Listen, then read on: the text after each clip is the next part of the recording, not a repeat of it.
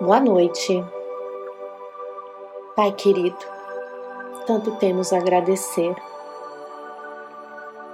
Que essa noite seja iluminada, que possamos, aqui reunidos em Seu nome, receber esses esclarecimentos, a bênção do esclarecimento, e que possamos despertar cada vez mais para o bem.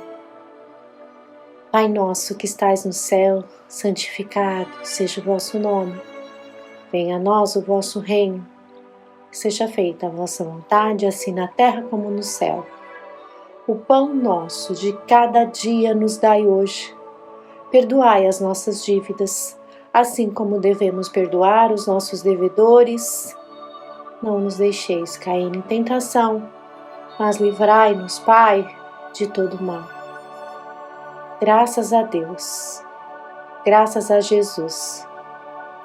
Hoje nós vamos ler um texto de Vinícius.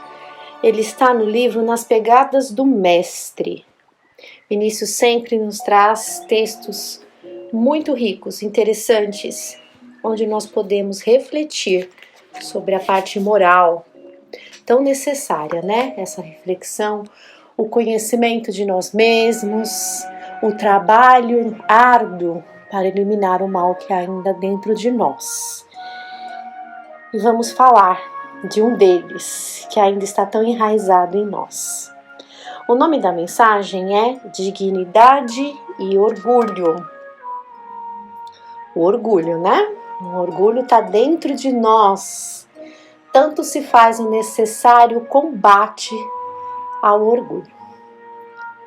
Será que dignidade e orgulho caminham juntas?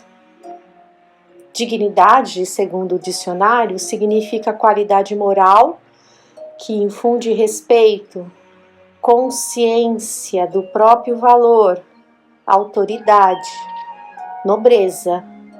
Mas dignidade também pode ser interpretada como sinônimo de honra. Vamos ver o que traz o texto de Vinícius. Antes ele começa com uma passagem de Mateus. Mateus capítulo 18, versículos 15 a 17. Se o teu irmão pecar contra ti, vai repreendê-lo entre ti e ele só. Se te ouvir, ganho terás teu irmão. Mas, se não te ouvir, leva contigo uma ou duas pessoas, para que por boca de 2 ou 3 testemunhas toda a questão fique decidida. Se, apesar disso, ele recusar atender-te, dize-o à igreja. E se também recusar a ouvir a igreja, considera-o como gentil.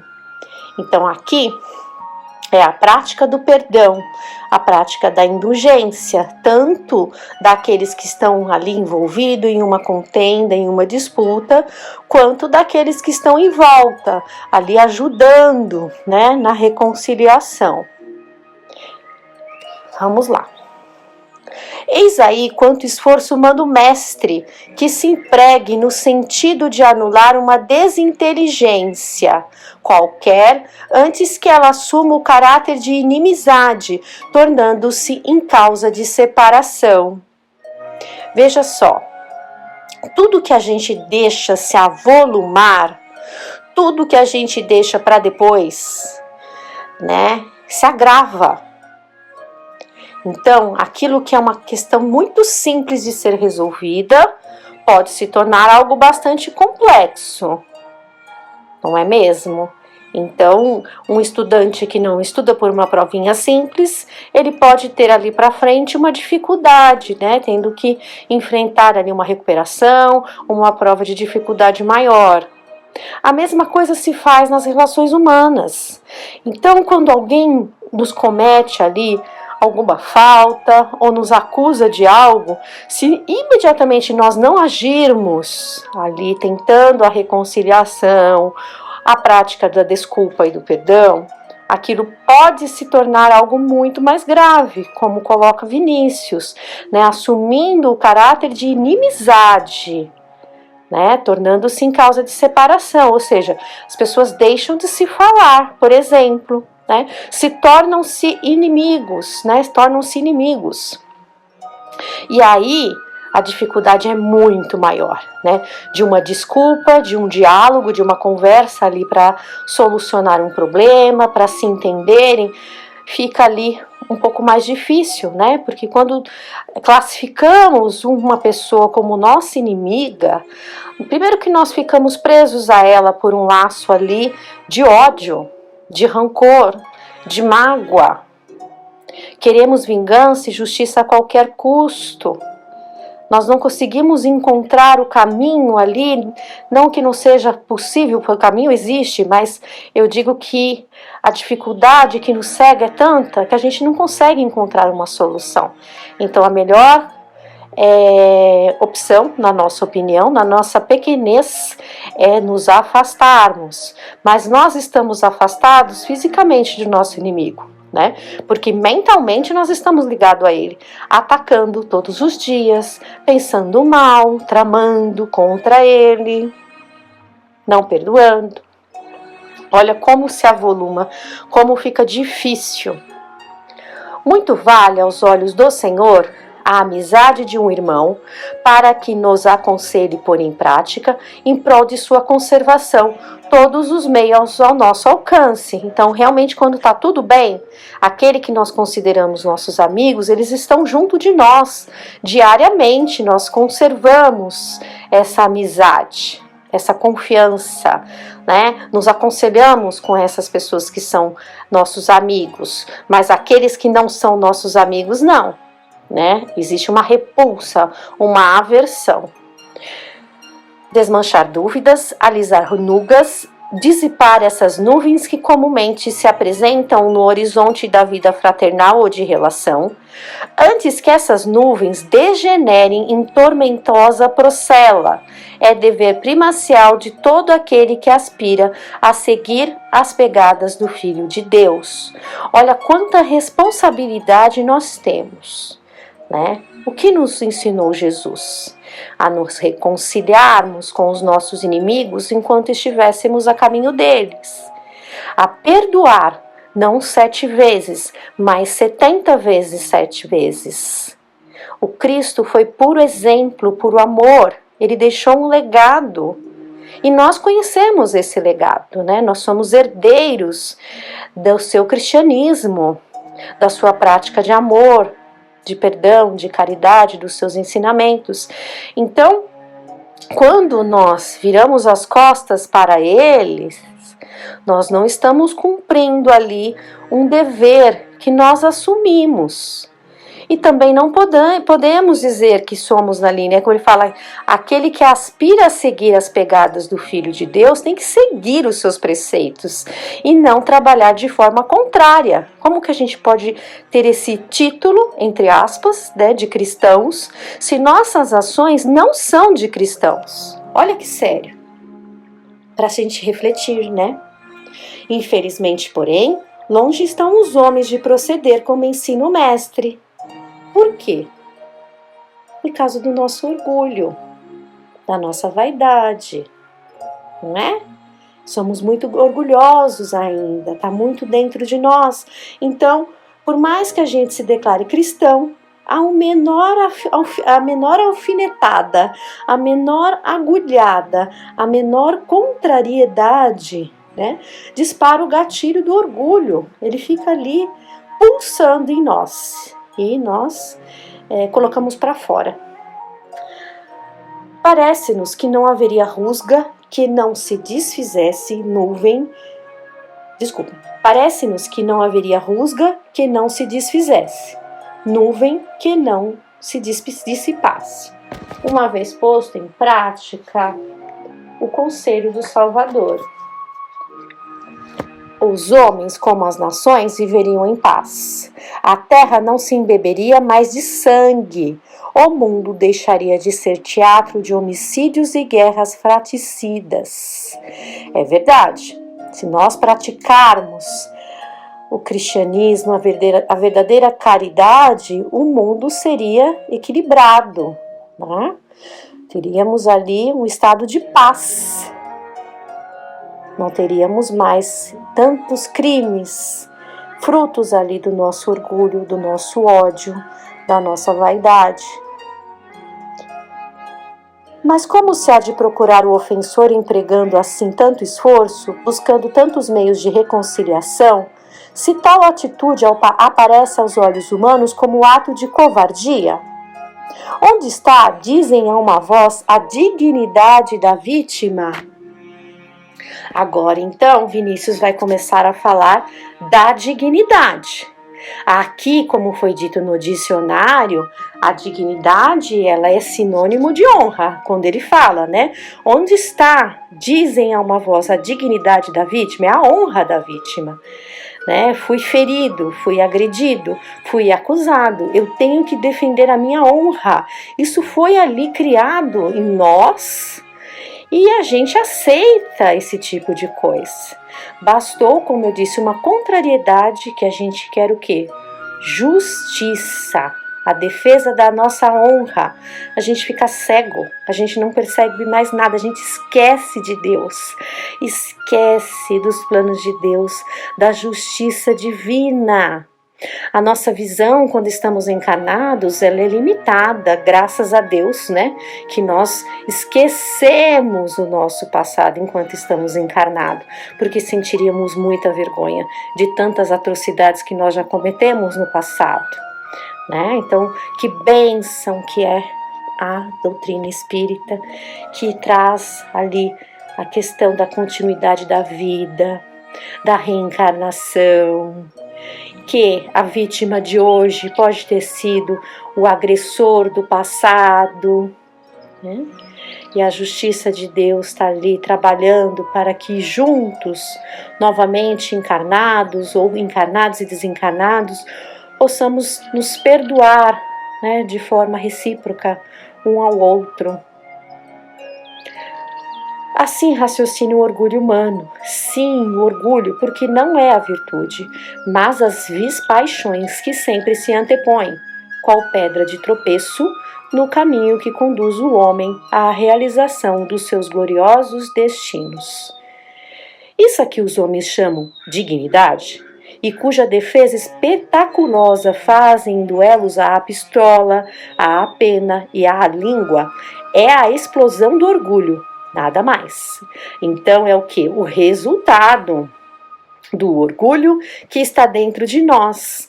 E é interessante aqui essa comparação de Vinícius, né? Esse que é uma defesa espetaculosa, quando fala, né, dessa defesa tão ali intensa. A pistola, né, que são os homicídios, a pena, que é a parte escrita, né? Então, hoje nas redes sociais, a gente pode escrever textos, né, nos posts, de forma até livre, ali acusando o outro, né? E a língua, imagina, a nossa língua, né, através da maledicência, né, como diz Jesus, o que sai da boca do homem é o que está dentro do seu coração. A verdadeira dignidade requer defesa no interior e não no exterior. Vejam só que importante o que Vinícius vai falar agora. A verdadeira dignidade requer defesa no interior e não no exterior. O exterior é o quê? Deixa o orgulho à mostra, né? Ali é o resultado do orgulho. E o interior? O que seria essa defesa interior? É dentro e não fora de nós que a dignidade reclama defesa.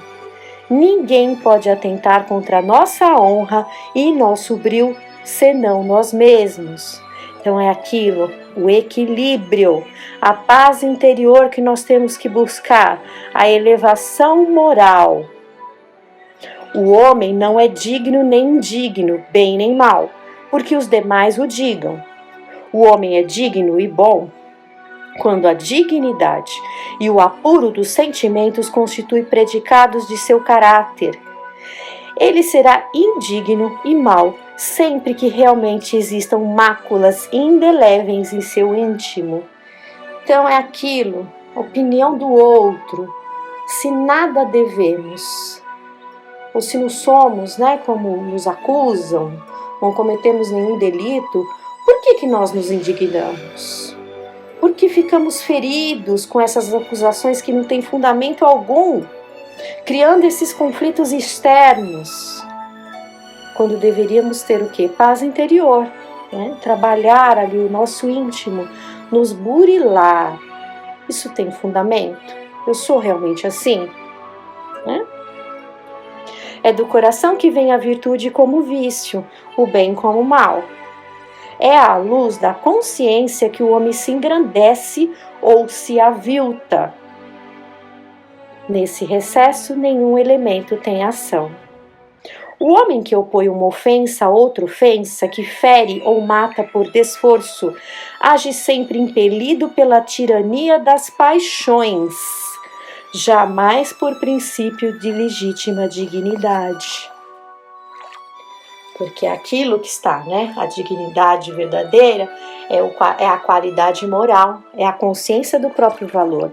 Se você nada deve, por que você tem que se submeter, a essa tirania das paixões?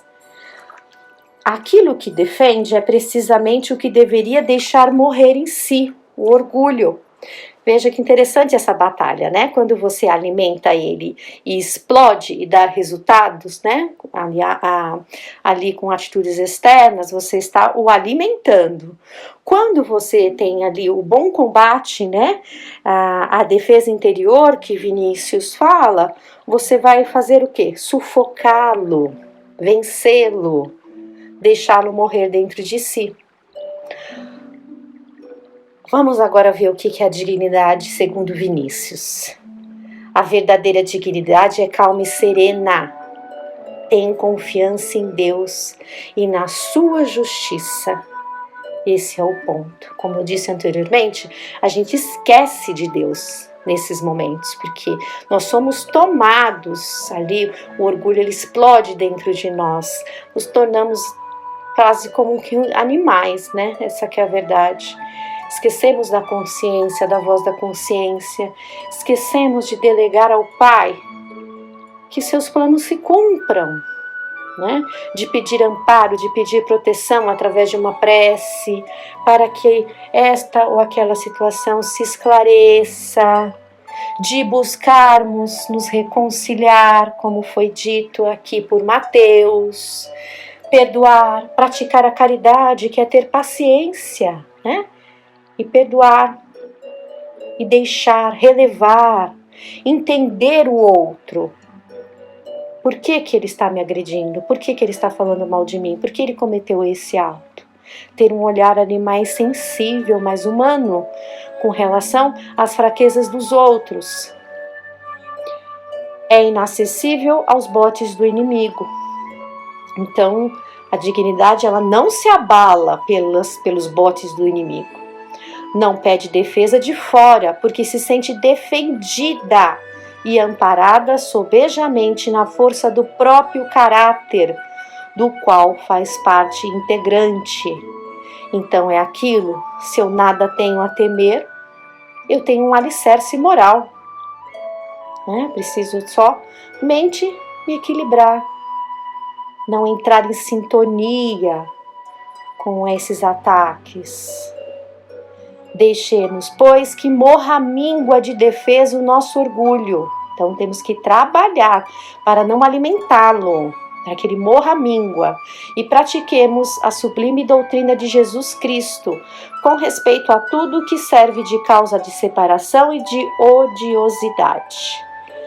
Bem-aventurados os pacificadores, porque eles serão chamados filhos de Deus. Mateus, capítulo 5, versículo 9.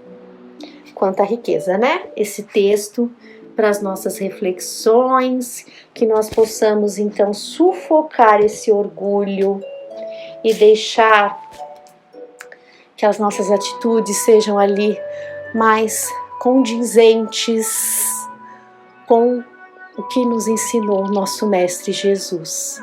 O perdão, a paciência, desculparmos, sermos pacificadores, sermos pacíficos. Uma ótima noite a todos nós, que Jesus nos abençoe.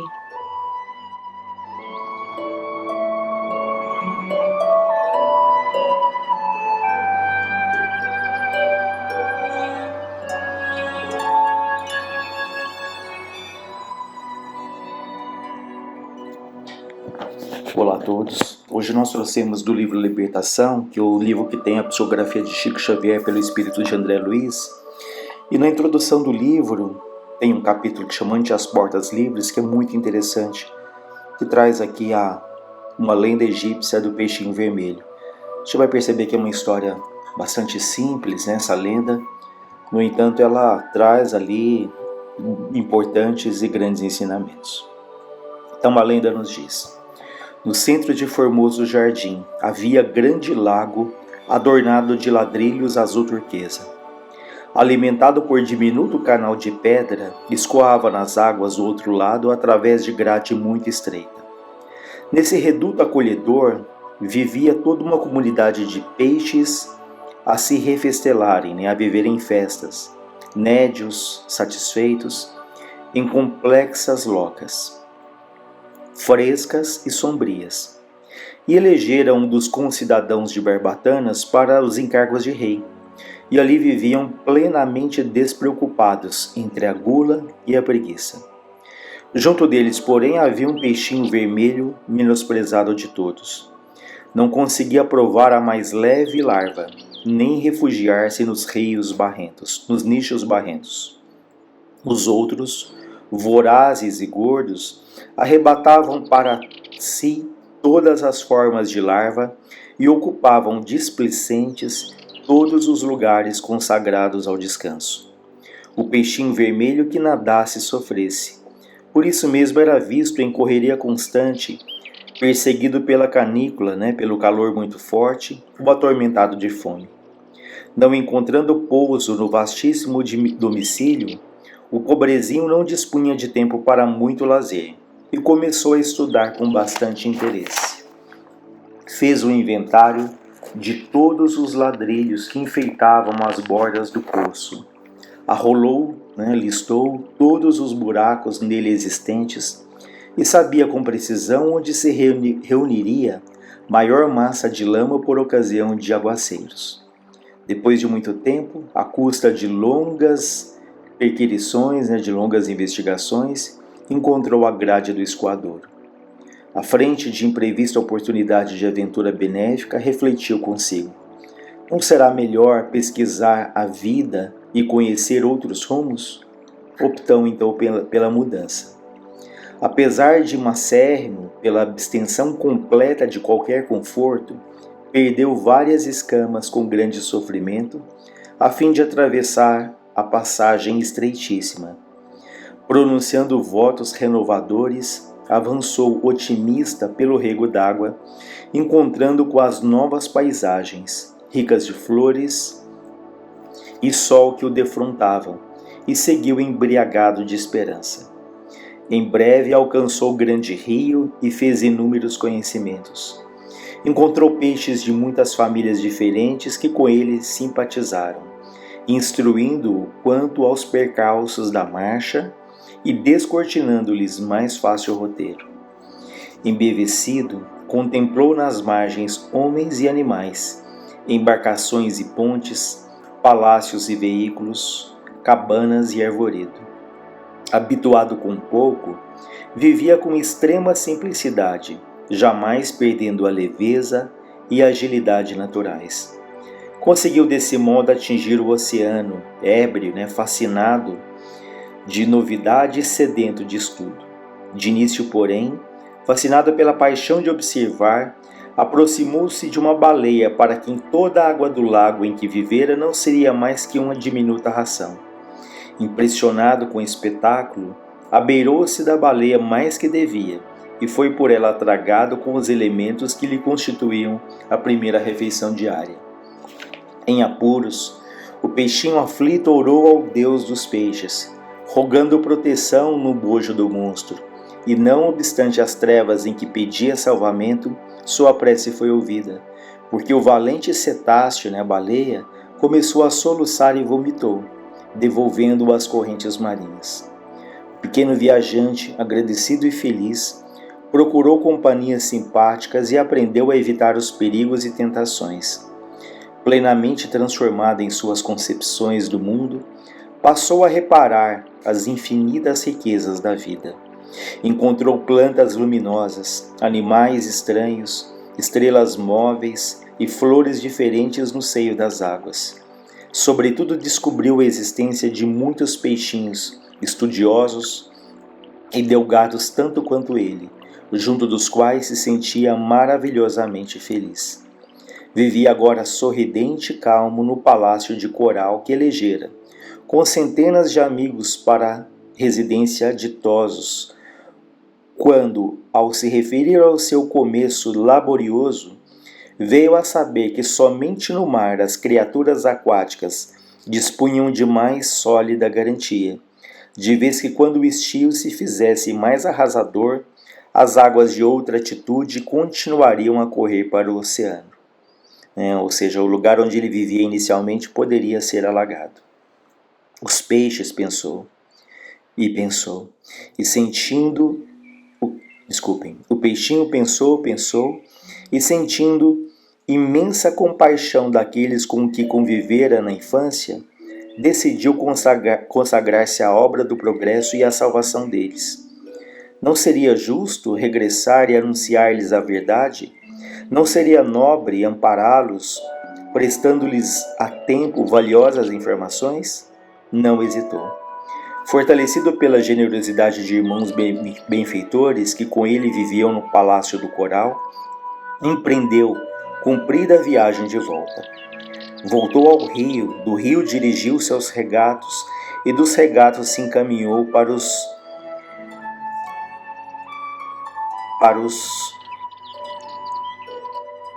canaizinhos que o conduziriam ao primitivo lar.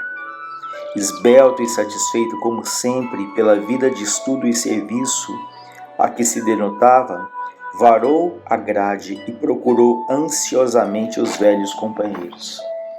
Estimulado pela proeza de amor que efetuava, supôs que o seu regresso causasse surpresa e entusiasmo. Certo, a coletividade inteira lhe celebraria o feito, mas depressa verificou que ninguém se mexia.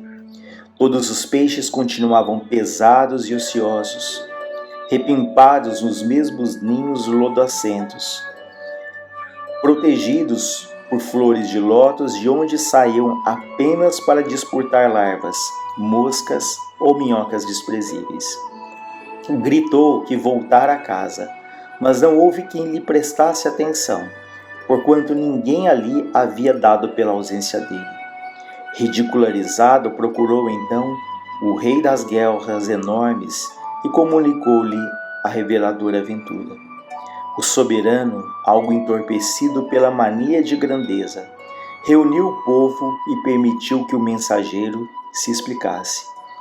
O benfeitor desprezado, valendo-se do ensejo, esclareceu com ênfase que havia outro mundo líquido, glorioso e sem fim.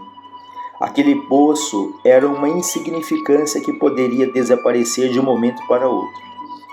Além do escoadouro próximo, desdobrava-se outra vida e outra experiência.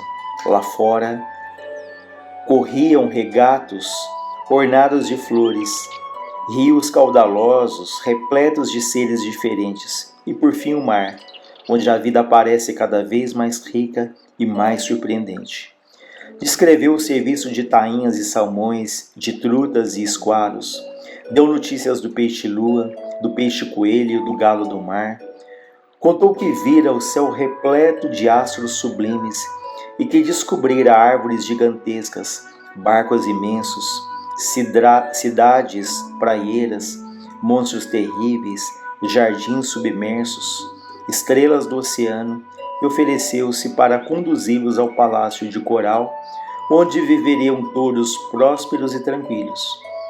Finalmente os informou de que semelhante felicidade, porém, tinha igualmente seu preço.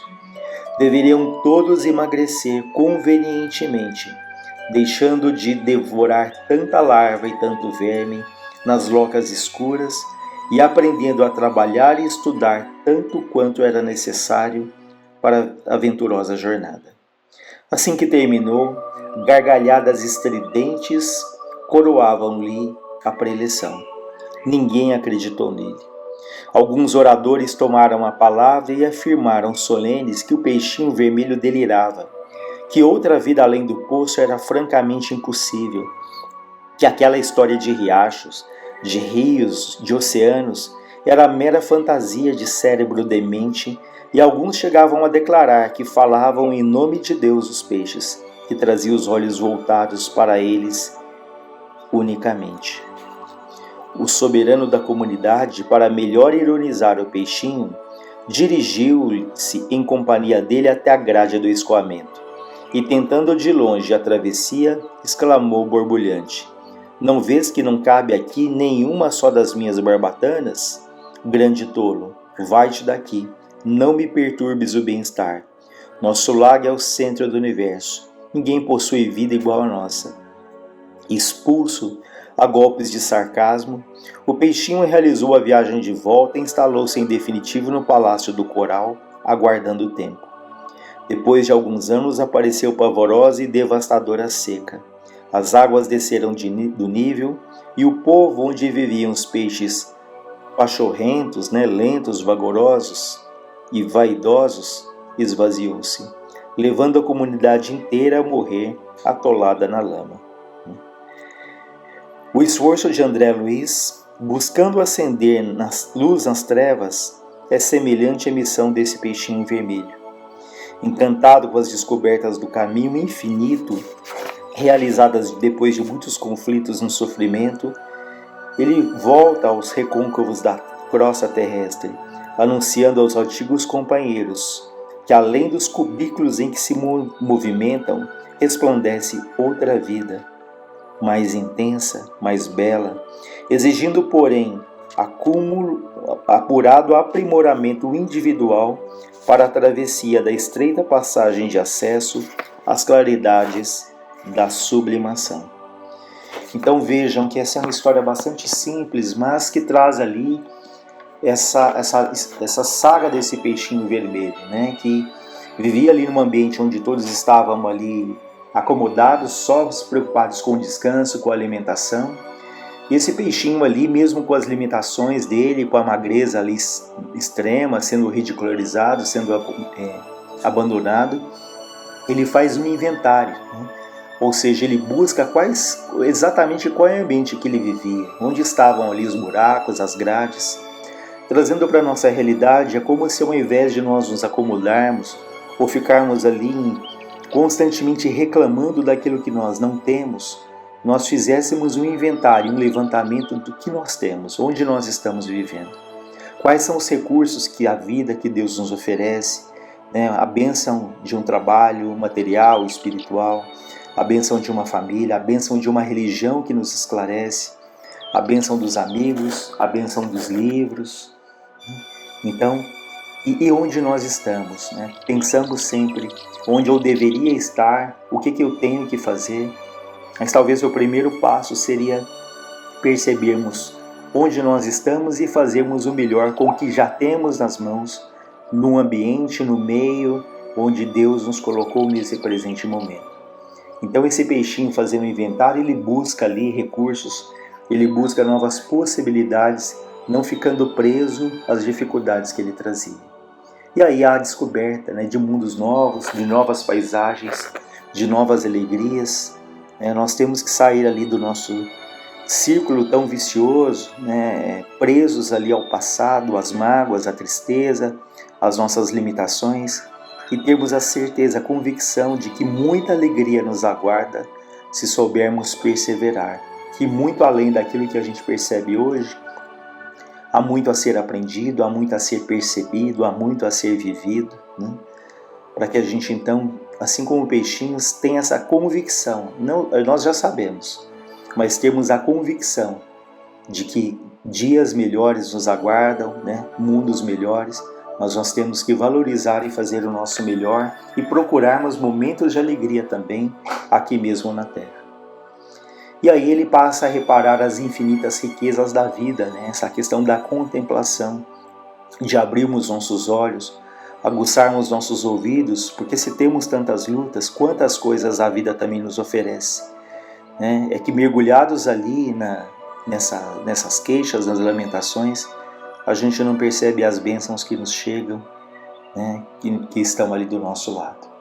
E esse peixinho é interessante que ele pensa nos outros, né? Ele se sente feliz, mas veja um desejo dele de retornar, de regressar, de trazer ali os companheiros. No entanto, o que acontece? Ele é desprezado, ele é taxado como louco, é dito a ele que nada havia além daquele poço em que eles viviam. Isso nos faz pensar em quantos espíritos amorosos vêm nos trazendo as notícias da imortalidade, da vida do outro lado, né, das experiências que eles passaram tão ricas e, no entanto, e eles querem ali o nosso bem. Eles querem que sejamos companheiros deles ali de trabalho, né? Gostaríamos que eles fizessem por nós aquilo que nos cabe, que nos trouxessem receitas prontas, mas eles voltam falando das alegrias e das lutas, das alegrias e dos desenganos que eles passaram, nos dizendo isso para evitarmos ali o sofrimento, para que nós tenhamos um caminho mais seguro, mais equilibrado. Mas quantas vezes ouvimos, lemos e acabamos ali desprezando ou colocando aquilo na conta de uma mera teoria, uma ilusão de que a vida não continua.